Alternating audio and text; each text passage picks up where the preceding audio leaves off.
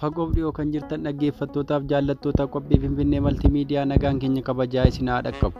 Akkuma odeeffannoo waayitaawaa isinii dhiyeessuuf qabannee jirra. Qophicha qindeessuuf dubbisuun kan isin waliin turu Anaagaa Jimaati.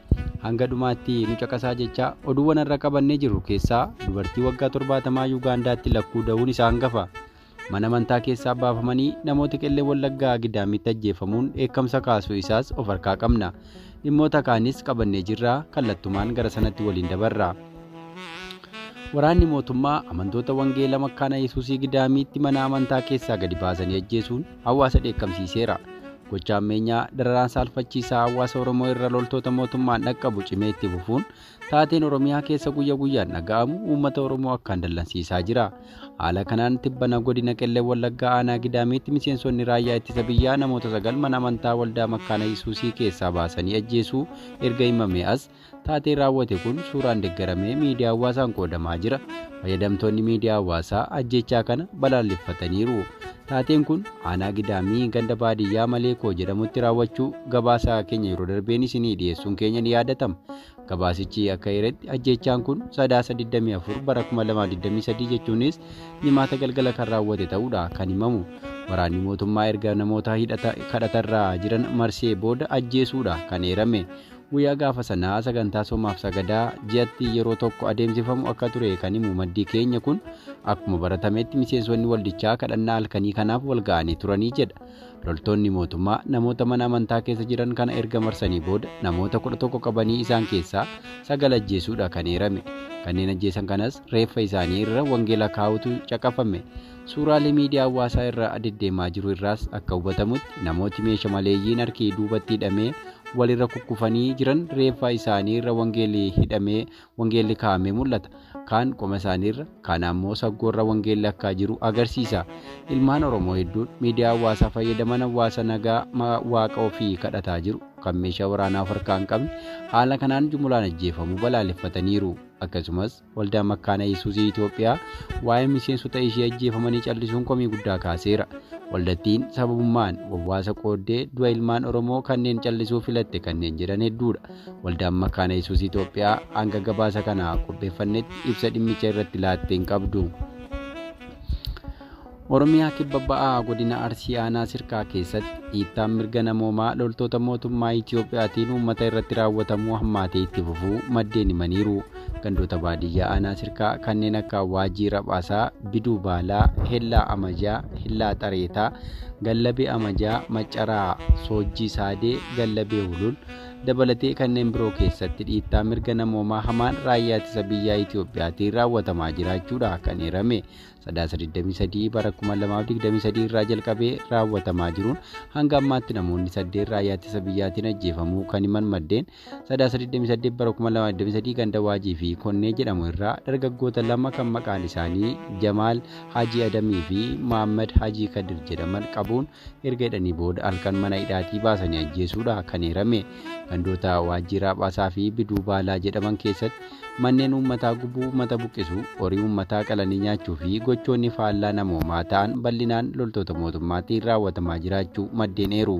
Hawaasni raayyaa ittisa biyyaa fi bulchaa aanaa Sirkaa obbo Tasfaayee Bayyanaa irratti komii guddaa kaasaa kan jiru yoo ta'u, sababa raayyaa ittisa biyyaa uummata fixaa jiruuf keessaa tokko sababa qondaalota aanaa Sirkaatiin ta'uu jiraattonni kun komataniiru. Aanichuma ganda Xareetaa Hellaa jedhamu bakka Collee fi Birboo jedhaman kan qubate raayyaan ittisa biyyaa horii uummataa qalee nyaataa jiraachuu isaas maddeen kun dabalanii addeessan. Bulchiinsi aanaa ammoo hawaasni dirqamaan raayyaa ittisa biyyaatiif soorrata akka dhiyeessan ajajee uummata rakkisaa jira jedha gabaasichi. Akkasuma nama nyaata geessuu didee miseensa waraana bilisummaa Oromooti jedhanii tarkaanfii irratti fudhatu jedhan. Waliigalatti haalli Oromiyaa keessaa dhaga'amu akkaan yaachisaa ta'uu maddeen odeeffannoo himaa jiru. Loltoonni mootummaa nama nagaa miseensa waboo akkasuma caasaa wabootii jechuun dararaa guddaa geessisaa akka jiran himama. Odeeffannoo biraa of harkaa qabnuun maanguddoon waggaa 70 Yuugaandaa keessatti lakkuu da'uun dhaga'ame. Dubartii Yuugaandaa umurii ganna 70 wal'aansa IVF booda lakkuu deesse. Afrikaa keessatti dubartii dulluma keessa dhala godhatte ta'uu ishee hospitaalli isheen itti deesse ibseera. Hospitaalli dubartoota idil addunyaa fi wiirtuu hormaata magaalaa Kaampaalaa jiru Safiinaa Namukwaayaa dhiiraa fi durba da'uu ishee ibseera. Seenaan kun waa'ee milkaa'ina meedikaalaa qofa miti. waa'ee jabinaa fi ciminaa hafuura dhala namaadha jechuun hospitaalichi feesbuuka gubbaatti caqase. Aadde Namukwaan bara 2020tti intala erga deessee booda kun waggaa 3 keessatti kan da'umsa ishee lammaffaa ta'uu miidiyaa NTV jedhamutti ibsiteetti. Dabaluunis yeroo ulfa turteetti abbaan ijoollee kun ishee dhiisee deemuu dabalatee rakkoo hedduu keessa darbuu himte. Dhiironni daa'ima tokko ol garaatti baattee akka jirtu dhaga'uu hin barbaadan. Ergan as hospitaala seene abbaan ijoollee koo dhufee hin beekuu jetteetti. Ijoollee ishee akkamiin guddifachuu akka dandeessu irratti yaaddoo akka qabdu turte kan himtu aadde Namukwaan erga waggootii dheeraaf dhala dhabduu jedhamuun loogiin irra ga'aa turuu garuu amma gammadduu ta'uu ishee himteetti.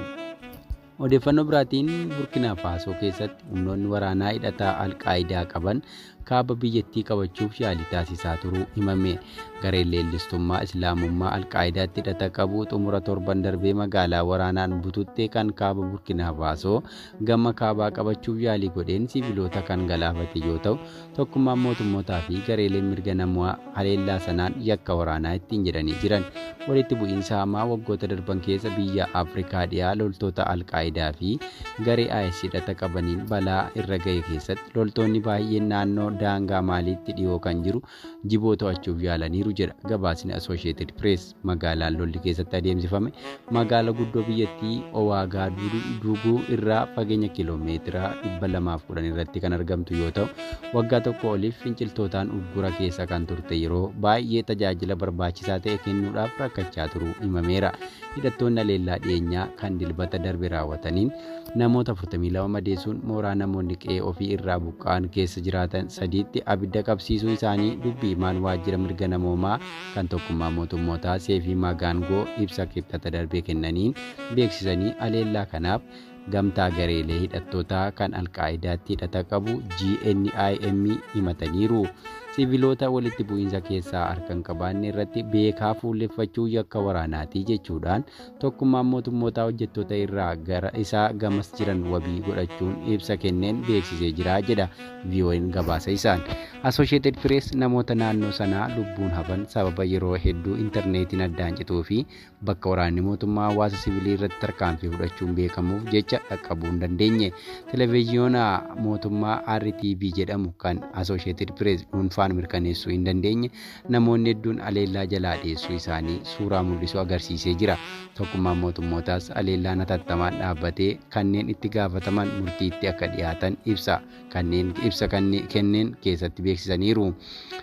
Odeeffannoo xumuraa harkaa qabnuun Faransaay qarqara galaanaa fi paarkiiwwan uummataa irratti tamboo xuuxuu dhorkuuf jetti. Faransaay qarqara galaanaa fi paarkiiwwan uummataa irratti tamboo xuuxuu dhorkuuf akka jirtu ministeerri fayyaa biyyattii kibxata dheengaddaa ibsuun mootummaan isaanii waggaatti du'aa tamboodhaan wal qabatee namoota 75,000 ittisuuf yeroo ilaalutti tarkaanfiiwwan walitti aananii fudhatan dhiyeessuu CNN gabaaseera. Tarkaanfiiwwan kunneen qaama karoora mootummaa tamboo xuuxuu ittisuuf baase keessaa tokko. Bara 2032tti dhaloota tamboo irraa bilisa ta'e uumuuf kan akeekedha jedhan ministeerri fayyaa Faransaay Awureelaa Ruusoo kibxata darbee ibsa gaazexeessotaaf kennaniin akka jedhanitti yeroo dhiyootti Faransaaytti qarqara galaanaa paarkiiwwan uummataa bosonaa fi iddoowwan hawaasaa biroo tokko irratti akkasumas bakkeewwan manneen barnootaatti dhiyoo ta'an dabalatee tamboo xuuxuun ni dhorkamaa jedhaniiru. Egaa dhaggeeffattoota Finfinnee Maltiimiidiyaa odeeffannoon har'aaf qabanne kana fakkaata. Odeeffannoo biroon haga walitti deebinutti nagaan nuuf turaa jecha Finfinnee Maltiimiidiyaa laayik, sheer, sabiskiraayib gochuu hin dagatinaa dhaamsa keenya.